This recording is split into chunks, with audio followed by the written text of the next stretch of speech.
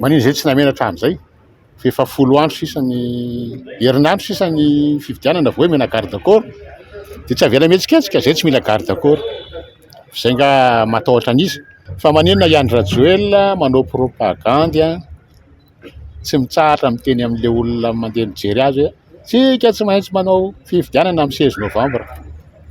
10 candidats manao propagande hoe zay tsy manaiky amin'ny 16 novambra. Maninona tsy ampitoviana dia maninona zay tsy avela maneho hevitra. Tsy maintsy ezaka izay ho any amin'ny 13 mai. Ny 13 mai tsy toerana fanaovana rébellion na fanonganam-panjakana. Ny 13 mai toerana fanehoan-kevitra. Hatrany am-boalohany tamin'ny 13 mai 72 Philbert Tsiranana na président Philbert Tsiranana rehefa niongana taloha zay vao naneho hevitra teo ry Olala fa tsy mbola nisy nanao fanonganam-panjakana teo amin'ny 13 mai. Fanonganam-panjakana tamin'ny 10 août 91 tany Avoloha. Fanonganam-panjakana tamin'ny 2009 février 2009 teny Ambohitsirohatra. Fa zay mila maneho hevitra eny amin'ny 13 mai ny 10 candidats.